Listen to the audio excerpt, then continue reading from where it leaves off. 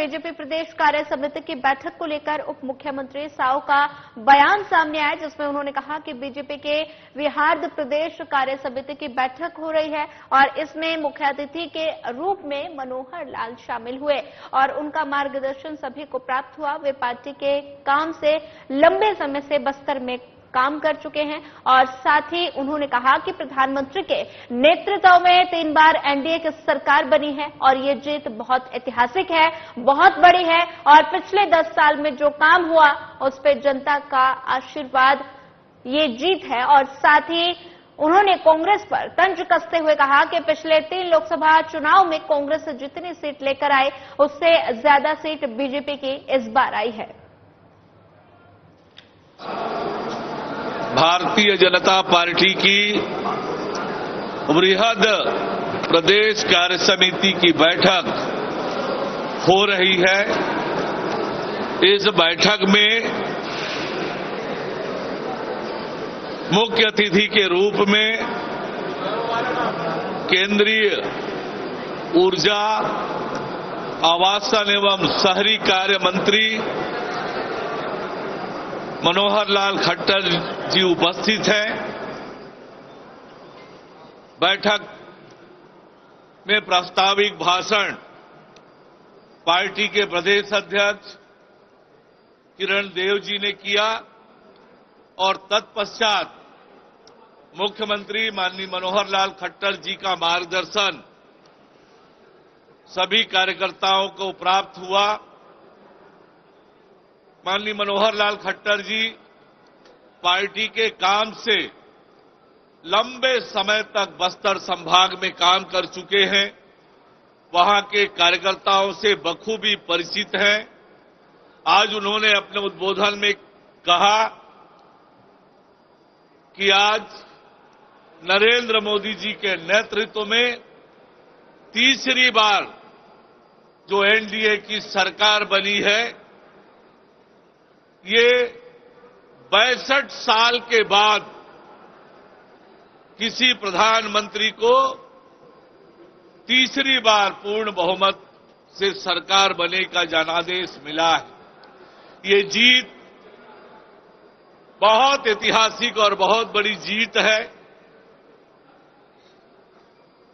ये जीत नरेंद्र मोदी जी के नेतृत्व में पिछले 10 सालों में जो काम हुआ है उस पर जनता का आशीर्वाद और जनादेश है। पिछले 3 लोकसभा चुनाव में कांग्रेस पार्टी जितनी सीटें लेकर आई है उससे ज्यादा सीट इस बार अकेले भारतीय जनता पार्टी की आई है। 99 सीट पाकर जिस प्रकार से कांग्रेस जीत की खुशियां मना रही है, ये कांग्रेस की दुर्दशा को बताता है। 99 के फेर में पड़े हुए हैं और देश में भ्रम फैलाकर झूठ बोलकर जो राजनीति कर रहे हैं उस पर जनता ने करारा जवाब दिया है। आज देश और प्रदेश में भारतीय जनता पार्टी की सरकार है। हम सब जनता की सेवा के लिए पूरी कर्मठता के साथ तैयार होकर काम करें, ये आग्रह उन्होंने प्रदेश कार्य समिति में उपस्थित कार्यकर्ताओं से किया है। केंद्रीय वित्त आयोग का आज से प्रवास हुआ। वित्त मंत्री ओपी चौधरी ने प्रवास की जानकारी दी। वहीं आपको बता दें कि 16वें वित्त आयोग का पैनल आज छत्तीसगढ़ पहुंचा। केंद्रीय वित्त आयोग के अध्यक्ष अरविंद पनगड़िया के नेतृत्व में बैठक कल होगी और वित्त मंत्री के रूप में छत्तीसगढ़ की ओर से प्रेजेंटेशन होगा और साथ ही अलग अलग प्रतिनिधियों के साथ आयोग इंटरेक्शन होगा। वहीं केंद्रीय वित्त आयोग बस्तर का दौरा भी करने वाला है। वित्त आयोग का पूरा पैनल अध्यक्ष पनगड़िया साहब के नेतृत्व में हमारे छत्तीसगढ़ में आ रहा है आज और कल उनके समक्ष छत्तीसगढ़ की ओर से प्रेजेंटेशन होगा। वित्त मंत्री के रूप में मैं प्रेजेंट करूंगा। आदरणीय मुख्यमंत्री जी के नेतृत्व में पूरा कैबिनेट उनके साथ बैठेगा और वो अलग अलग पीयर जो पंचायती राज संस्थान है उनके प्रतिनिधियों से, यूएलबी के प्रतिनिधियों से अलग अलग इंटरैक्शन वो अपने स्तर पर करते हैं, वो सब होंगे। वो बस्तर के दौरे पर भी यह टीम जाएगी। केंद्र सरकार के द्वारा टैक्सेस का जो वितरण है विभिन्न राज्यों के बीच में, उसका परसेंटेज क्या होगा आगामी 5 सालों के लिए 2026 से 2031 के लिए 16वें वित्त आयोग इसका निर्धारण करने जा रहा है। तो उसके लिए हम वित्त मंत्री के रूप में पूरा पुरजोर तरीके से मैं आदरणीय मुख्यमंत्री जी के नेतृत्व में हमारा पूरा कैबिनेट रिप्रेजेंट करेगा कि हमको अधिकाधिक शेयर कैसे मिल सके। और यह दौरा हमारे छत्तीसगढ़ के लिए, हमारे सभी जनता जनार्दन के लिए अत्यंत महत्वपूर्ण है। उसका ये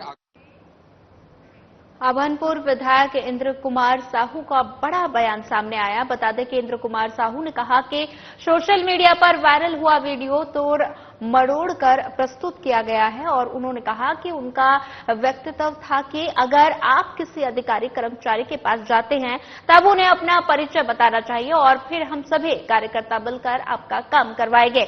उन्होंने कहा कि उनके कहने की भावना कोई गलत नहीं थी। जब कोई छोटे वर्ग के लोग विधायक बन जाते हैं तब बड़े वर्ग के लोगों के तकलीफ होने लगती है। जो वीडियो वायरल हो रहा है उसमें कुछ लोग उसको तोड़ मटोड़ कर प्रसारित किया जा रहा है, जबकि मेरे कहने का मकसद ये था कि हमारे भारतीय जनता पार्टी की सरकार आया है तो हमारे कार्यकर्ता भी किसी भी अधिकारी कर्मचारी के पास जाओ तो अपना परिचय बताना चाहिए और उसके बाद हम सब कार्यकर्ता मिलकर काम कराएंगे, ये मेरा वक्तव्य था। और इसमें किसी प्रकार के मेरे मन में किसी अधिकारी के प्रति कोई गलत भावना नहीं था। हमने तो अपने कार्यकर्ताओं को प्रोत्साहित करने के लिए ये बात कहा था कि आप लोग कोई भी कार्यालय में जाओ तो काम वहां कराया करो, हर चीज विधायक के भरोसा नहीं होता और आप लोग अपना परिचय बताया करो, ये मेरा वक्तव्य था। और हम लोग पार्टी के जो संगठन की बैठक है या अपने जो कार्यालय उद्घाटन के दिन मैंने जो बात रखा वहां कार्यकर्ताओं के बीच, तो कुछ लोग जब कोई छोटे वर्ग के लोग जब विधायक बन जाते हैं, कोई बड़े पोस्ट में जाते हैं, तो कुछ जो बड़े वर्ग के लोग हैं उनको तकलीफ होने लगता है। और यही बात है, कुछ लोग हमारे ही बीच के लोग उसको टाल मटोल करके मेरे खिलाफ में साजिश के तहत चैनलों में चलाने का प्रयास किया जा रहा है। कलेक्टर प्रवीण सिंह द्वारा सीहोर विकासखंड के ग्राम पंचायत जमुनिया के ग्राम पडली में ब्रॉड बेड फरो पद्धति से सोयाबीन बुआई का अवलोकन किया गया। इस दौरान उन्होंने किसानों और कृषि विभाग के उप संचालक के पांडे से ब्रॉड बेड फरो से बुआई के बारे में विस्तार से जानकारी ली। Collector Singh broad bed furrow पद्धति से बुआई के लाभ के बारे में किसानों को बताने और जागरूक और प्रेरित करने के कृषि विभाग के अधिकारियों को निर्देश दिए गए और इस दौरान कलेक्टर सिंह ने किसानों के साथ पौधा रोपण भी किया।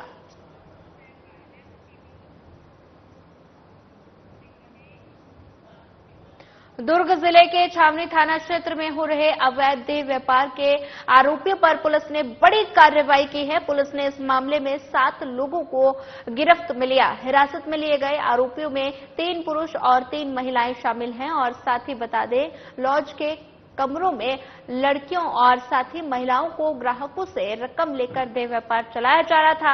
मिली जानकारी के अनुसार पुलिस अधीक्षक जितेंद्र शुक्ला के द्वारा थाना छावनी क्षेत्र प्रभात लॉज और पावर हाउस में अनैतिक देह व्यापार की सूचना पर रेड कार्रवाई के लिए निर्देशित किया गया था, जिसमें अतिरिक्त पुलिस अधीक्षक शहर सुखनंदन सिंह राठौर और नगर पुलिस अधीक्षक छावनी हरीश पाटिल के मार्गदर्शन में थाना प्रभारी छावनी उप निरीक्षक चेतन सिंह चंद्राकर के नेतृत्व में छावनी पुलिस के द्वारा यहां पर 9 जुलाई को रेड कार्रवाई की गई।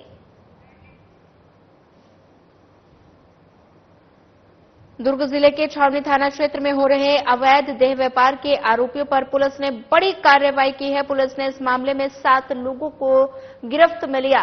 हिरासत में लिए गए आरोपियों में 3 पुरुष और 3 महिलाएं शामिल हैं। बता दें कि लॉन्च के कमरों में लड़कियों और महिलाओं को ग्राहकों से रकम लेकर देह व्यापार चलाया जा रहा था। मिली जानकारी के अनुसार अधीक्षक जितेंद्र शुक्ला के द्वारा थाना छावनी क्षेत्र प्रभात लॉन्च पावर हाउस में अनैतिक देह व्यापार की सूचना पर रेड कार्रवाई के लिए निर्देशित किया गया था, जिसमें अतिरिक्त पुलिस अधीक्षक शहर सुखनंदन और साथ ही सिंह राठौर और नगर पुलिस अधीक्षक छावनी हरीश पाटिल के मार्गदर्शन में थाना प्रभारी छावनी उप निरीक्षक चेतन सिंह चंद्राकर के नेतृत्व में पुलिस के द्वारा यहां 9 जुलाई को रेड करवाई गई।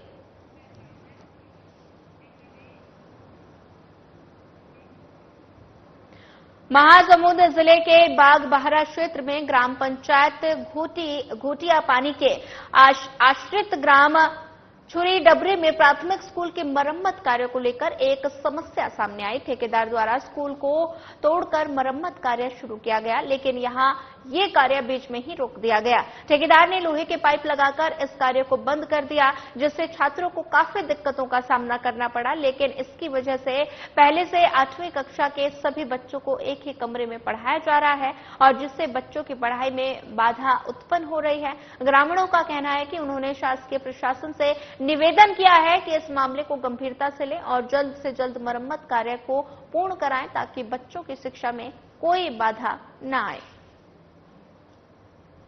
छुरी डबरी प्राथमिक शाला जो जर्जर होने के कारण उसका जो ठेकेदार ने जब उसको सब तोड़फोड़ करके रख दी है और जो भी उसमें राड डाल दिए हैं और राड डालने के बाद अभी तक ले उसको कुछ नहीं बना रहा है। तो हम लोग अब बच्चे लोग एक ठोक स्कूल में कैसे पढ़ेंगे, पढ़ने के लिए उसको दिक्कत जा रहा है। इसलिए मैं मीडिया प्रभारी से और शासन प्रशासन से निवेदन करता हूं कि जो भी ठेकेदार को उसको कार्रवाई तत्काल किया जाए। कामन के पढ़े स्कूल जर्जर है तो लड़का मन 5वीं से 8वीं तक स्कूल है, तो वहीं पर 3 कमरे हैं, तो लड़का मन के पढ़ाई वहाँ नहीं हो पाते, तो परेशानी तो लड़का मन हो थे ना। कुछ तो मैं एक स्कूल में पढ़ना तो लड़का मन परेशानी हो ही, तो एक नाम से हमान ये स्कूल आप भी देखो का स्थिति है। राड भी लगे हैं, अभी तक ले बने नहीं, तो इसको ठेकेदार को स्कूल के बारे तत्काल दुर्ग में लंबे समय से केबल ऑपरेटर्स विवाद से क्षेत्र में उपभोक्ताओं को परेशानी हो रही है। वहीं अशांति को गंभीरता से लेते हुए वैशाली नगर विधायक रिकेश सेन ने मुख्यमंत्री विष्णुदेव साय से चर्चा की और इस संबंध में आईजी और एसपी दुर्ग से भी केबल वोर को लेकर बातचीत हुई और विधायक रिकेश सेन ने स्पष्ट कर दिया कि वैशाली नगर क्षेत्र में अब किसी भी तरह का केबल विवाद को लेकर हो रही मारपीट की घटना बर्दाश्त नहीं की जाएगी।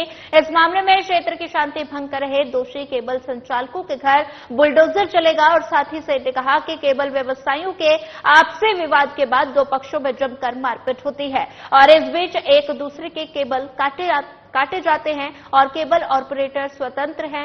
वे शहर के किसी भी नेटवर्क से जुड़ सकते हैं। ऐसे में उनके प्रसारण क्षेत्र में पॉइंटर बनाने पर इनका आपसी विवाद होता है और इसके साथ ही उन्होंने कहा कि असामाजिक तत्वों के सहयोग से क्षेत्र में केबल वर्चस्व बनाने चले लोगों पर कड़ी कार्रवाई होगी। भिलाई क्षेत्र में वैशाली नगर विधानसभा में केबल के व्यापार करने वालों लोगों का एक गैंग वार चल रहा है और जो लगातार समय समय पे हमारे पास सूचना भी पहुंच रही है। केबल को लेके कोई भी अपनी घटना ना हो, इसे लेकर मैंने माननीय मुख्यमंत्री जी, दुर्ग जिले के रेंज के आईजी, एसपी साहब, सभी लोगों से मैंने बातचीत की है। इससे लेकर प्रशासन बहुत ही गंभीर है और मेरे विधानसभा क्षेत्र में किसी भी प्रकार की गैंगवार होने नहीं दूंगा और केवल जो संचालन करने वाले लोग हैं इस बात को समझ ले कि अगर थोड़ा भी अगर अपनी घटना करने की कोशिश की तो सीधा जो है आपके कंट्रोल रूम पे बुलडोजर चलेगा, आपके ऊपर कड़ी कार्रवाई चलेगी। भिलाई हमेशा शांत एरिया रहा है, शिक्षाधानी और खेलदानी के रूप में जाना जाता है। आप यहाँ पे किसी भी प्रकार की अपनी घटना करने की बिल्कुल भी कोशिश ना करें। चलिए बढ़ते हैं अगली खबर की ओर। उज्जैन एसपी प्रदीप शर्मा के पहल पर उज्जैन पुलिस द्वारा बुजुर्गों की शिकायतों का शीघ्र निराकरण किए जाने के लिए सीनियर सिटीजन हेल्प डेस्क की शुरुआत की गई है, जहां पर हर बुधवार को उनकी शिकायतें सुनी जाती हैं और इसी कड़ी में 1 दर्जन से अधिक बुजुर्ग अपनी शिकायत लेकर पहुंचे, जिसमें एसपी प्रदीप शर्मा ने मिलकर उनकी समस्या सुनी और शीघ्र निराकरण का आश्वासन भी दिया।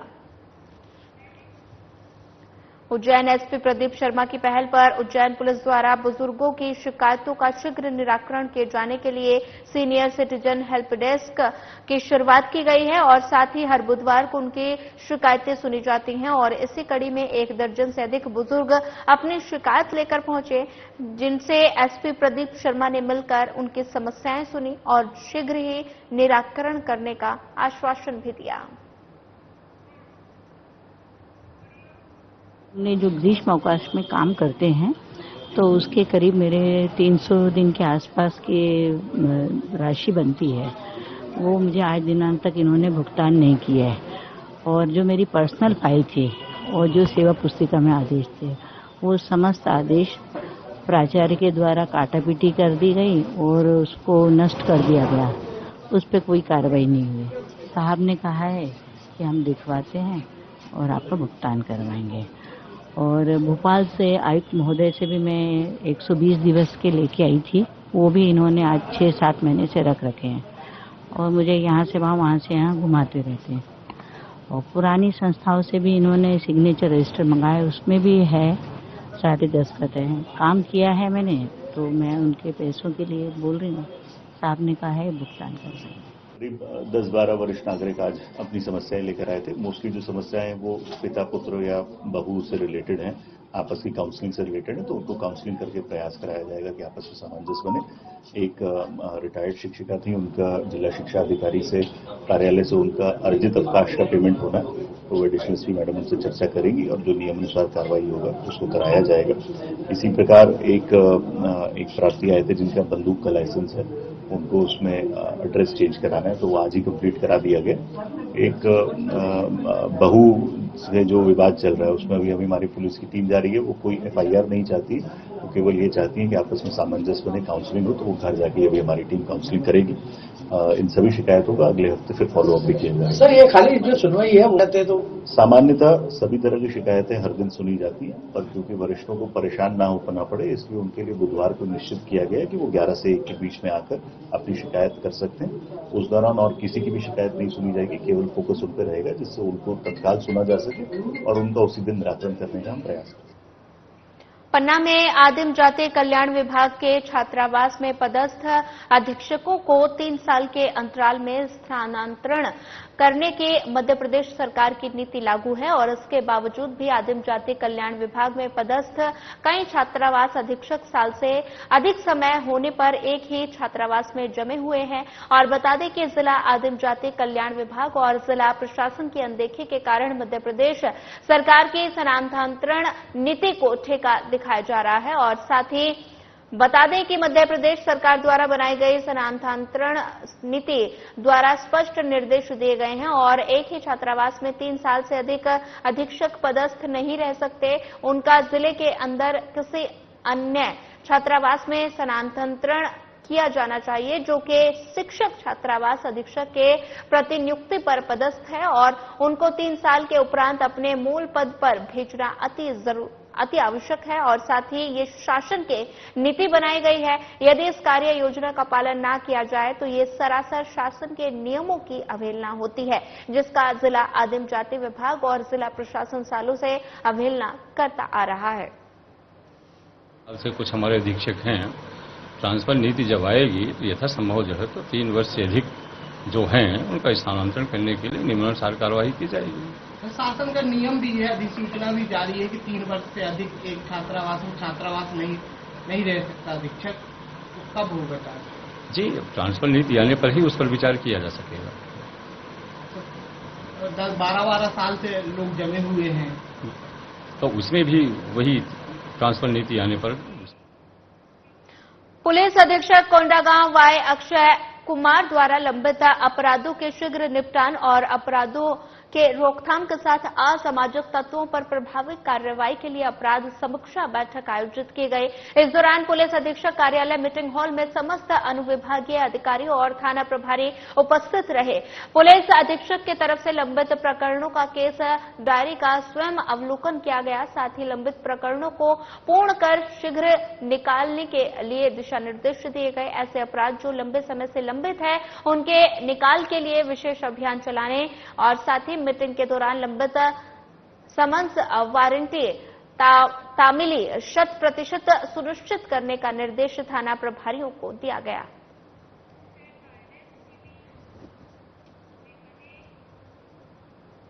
पुलिस अधीक्षक कोंडागांव के द्वारा मध्यरात्रि में पुलिस अधीक्षक कोंडागांव वाई अक्षय कुमार के नेतृत्व में जिले के अति नक्सल संवेदनशील पुलिस थानों का आकस्मिक निरीक्षण किया गया। निरीक्षण के दौरान पुलिस अधीक्षक द्वारा थाना मर्दापाल, थाना बयानार में समस्त सुरक्षा में तैनात पुलिसकर्मी और थाने के लेखा जोखा को चेक किया गया और आवश्यक दिशा निर्देश दिए गए। पुलिस अधीक्षक ने ड्यूटी में तैनात अधिकारी और कर्मचारियों को नक्सल संवेदनशील थाने में सतर्क रहने, कानून व्यवस्था साथ ही संदिग्ध गतिविधियों पर नजर रखने के लिए जरूरी निर्देश भी दिए और इस दौरान समस्त बल को बेहतर से बेहतर पुलिसिंग करने के लिए महत्वपूर्ण सुझाव दिए गए। वहीं निरीक्षण के दौरान थाना के समस्त बल उपस्थित रहे।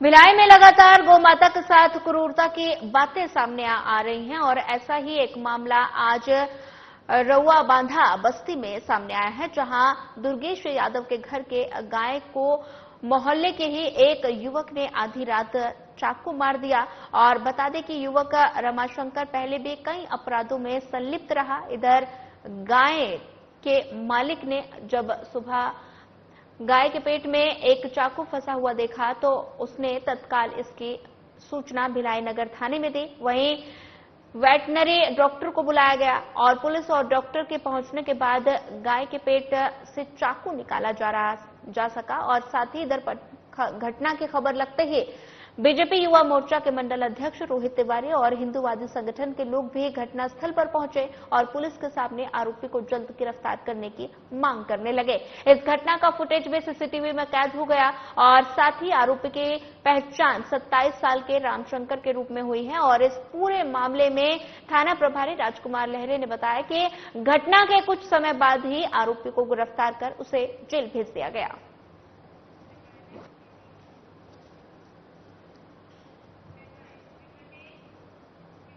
कलेक्टर विलास भोसकर के मार्गदर्शन में पारदर्शी प्रशासन की ओर एक कदम बढ़ाया गया। कलेक्टर की पहल पर कोर्ट के बाद अब कलेक्टर जनदर्शन के ऑनलाइन यूट्यूब प्रसारण की शुरुआत की गई। मंगलवार से ही जिला प्रशासन सरगुजा के यूट्यूब चैनल पर ऑनलाइन जनदर्शन प्रसारण की शुरुआत कर दी गई और समय सीमा की बैठक पश्चात जनदर्शन आयोजन किया गया। कलेक्टर की अध्यक्षता में आयोजित समय सीमा की बैठक में कलेक्टर ने कहा कि समय सीमा में कई विषयों की समीक्षा के लिए पर्याप्त समय देने आगामी मंगलवार से बैठक 10 बजे से शुरू की जाएगी। उन्होंने बैठक में आकांक्षी ब्लॉक कार्यक्रम की समीक्षा की। बैठक में आगामी 3 महीने में लखनपुर ब्लॉक में 6 सूचकों पर 100% पात्र हितग्राहियों को जोड़कर लाभान्वित करना है। और कलेक्टर ने संबंधित विभाग स्वास्थ्य, कृषि, NRLM और महिला और बाल विकास विभाग के अधिकारियों को गंभीरता से इन सूचकों को पूर्ण करने के निर्देश दिए। वहीं जनदर्शन में भूमि संबंधी मामले,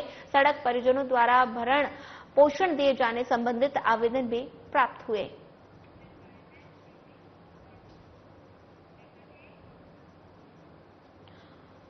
प्लॉग रन जीरो वेस्ट कार्यक्रम जागरूकता अभियान के अंतर्गत नगरपालिका परिषद सेंधवा द्वारा प्लॉग रन का आयोजन किया गया, जिसकी शुरुआत पुरानी नगरपालिका से सदर बाजार होते हुए मंडी रोड में समाप्त की गई।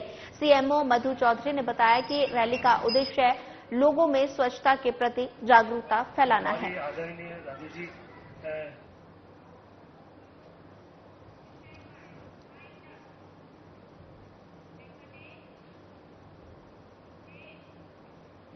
फिलहाल इस बुलेटिन में इतना ही। ज्यादा खबरों के लिए बने रहिए हमारे साथ। नमस्कार।